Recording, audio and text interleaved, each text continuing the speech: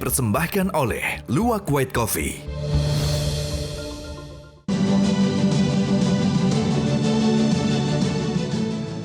Selamat malam para pemirsa, ketemu lagi di Hot Room dengan saya Hotman Paris.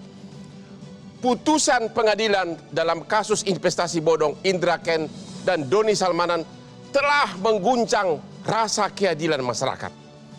Di sini saya bawa dua putusan Indra Kents dan Doni Salmanan yang kelihatannya sangat indah. Putusan itu dari luar sangat tebal, tapi isinya saling bertentangan satu sama lain.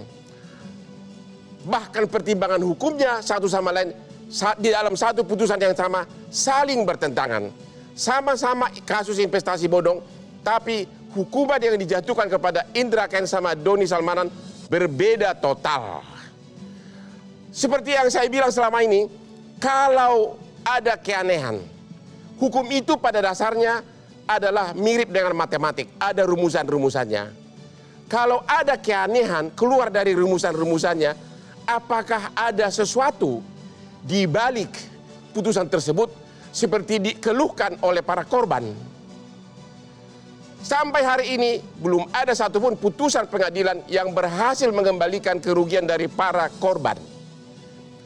Hot Room sendiri dalam tahun ini telah berkali-kali membahas tentang investasi bodong. Dan malam ini kembali lagi akan membahas catatan hukum 2022 investasi bodong.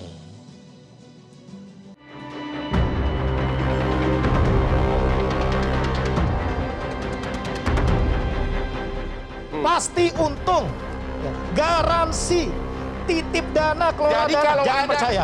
Pendekatan keadilan tidak sekedar retributif, tetapi adalah restoratif. Ya. Justice harus dikedepankan.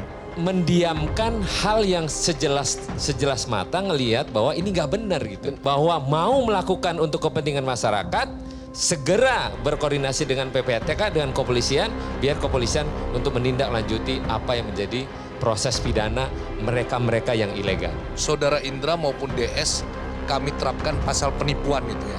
378. 378 dan Tapi tentu cuma 4 tahun, Pak. kan ada penipuan Undang-Undang ITE dan juga kita lapis dengan TPPU-nya. Kita harus selain menegakkan hukum, kita harus melindungi masyarakat dari bahayanya investasi bodong ini. Terima kasih Pak Ahmad. Sebelum kita berdiskusi dengan para narasumber malam ini, saya tidak bisa berdiskusi tanpa minum dulu kopi kesayangan saya.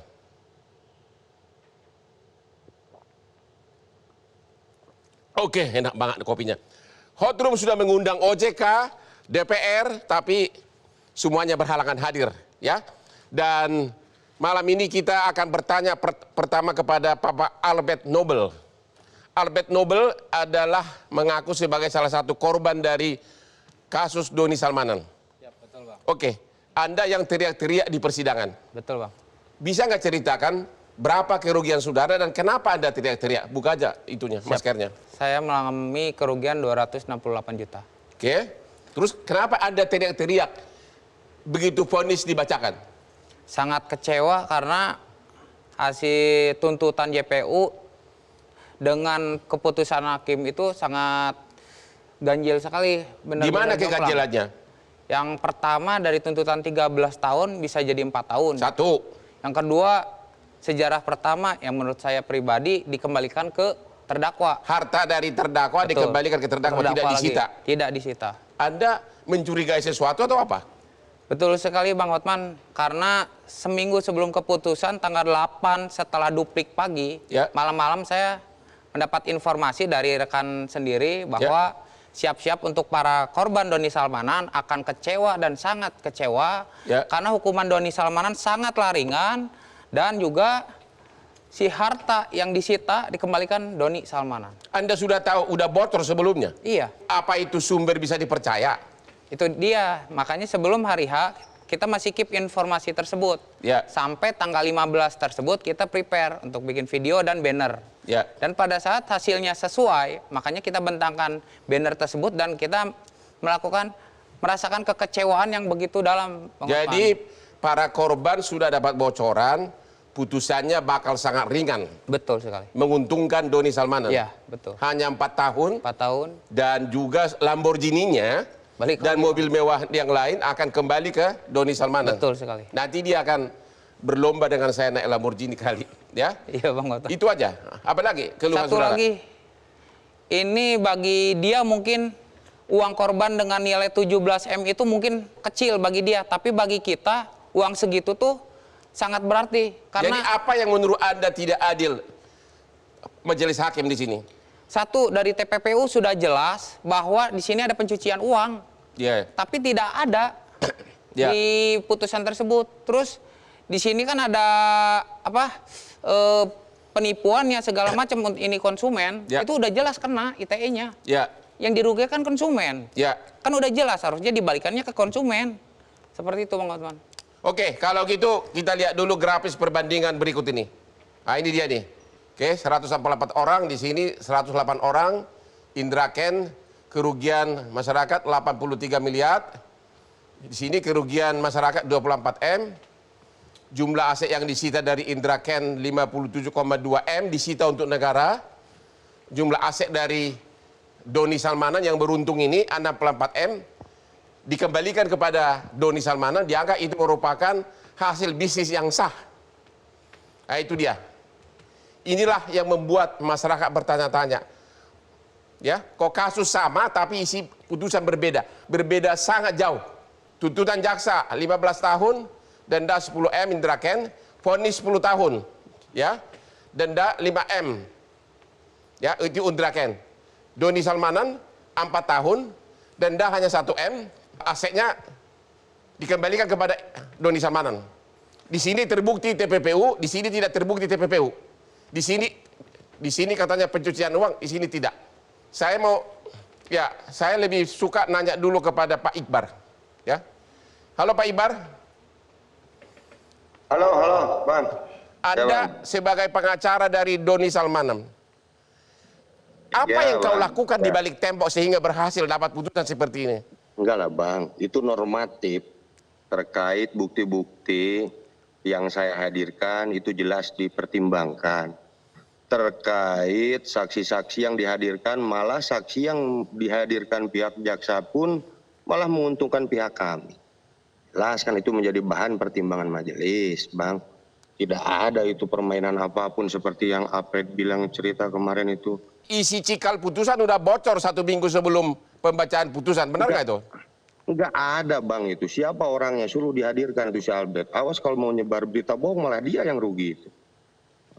Oke, tahan dulu. Saya mau tanya dulu kepada Ibu Yenti. Oke, tadi Pak Iqbar mengatakan putusannya itu benar. Oke, putusan Doni Salmanan. Cuma di dalam putusan Doni Salmanan disebutkan yang terbukti adalah pasal 28 ayat 1, yaitu menyebarkan keterangan bohong, berita bohong yang menyebabkan kerugian konsumer. Itu, ya. Berarti terbukti ada tindak pidana. Ya. Oke. Ya. Oke. Dan alasan majelis hakim karena katanya dia menyebarkan berita bohong sebagai afiliator. Itu alasannya, makanya 28 ayat 1 terbukti. Tapi kemudian di TPPU-nya yang keahlian Ibu disebutkan dia sah-sah saja sebagai afiliator. Dia melakukan bisnis sah. Sehingga Lamborghini dan hartanya itu adalah dari bisnis sah. Apakah dua bagian dari putusan ini bertentangan satu sama lain? Ya gini kan, TPPU itu kan ada 2 kejahatan. Ada 2 kejahatan. Harus ada kejahatan asal. Kejahatan asal. Dari hasil kejahatan asal ada uang. Ada ya, uang. Hasilnya bukan orang luka, tapi ada uang. Ada uang. Nah, ada uang. Uang ini adalah dirty money. Ya, uang hasil kejahatan. Dari pidana induk. Dari pidana ini. Oke. Jadi kalau pidana ini terbukti dan menghasilkan uang, apalagi yang rugi juga ada, kemanapun jadi apapun itulah TPPU. Saya juga bingung dengan alasan hakim mengatakan bahwa TPPU-nya tidak ada karena tidak ada regulator terhadap binary option ini ya, yang si Quotek ini. Kan tidak mungkin. Ya, jadi di satu pihak hakim mengatakan bahwa terbukti Doni Salmanan melakukan tindak pidana induk, yaitu menyebarkan keterangan bohong yang merugikan masyarakat. Dan dia dapat uang. Dan dia dapat uang. Dia sebagai afiliator berbohong itu ya. Iya, dari berbohong itu kan dapat sesuatu. Kalau bohong saja kan nggak apa-apa. Kalau dapat sesuatu kan sama dengan penipuan sebetulnya. Jadi tapi ada keanehan karena pidana induk sudah terbukti, harusnya tindak pidana pencucian uang juga terbukti. Harusnya begitu. Harusnya kemanapun tindak pidana pencucian uang gitu. Untuk apapun. Dari 62 miliar waktu itu nilainya ya waktu itu ya. Oke, kita istirahat dulu deh. Gua pusing jadinya. Ya.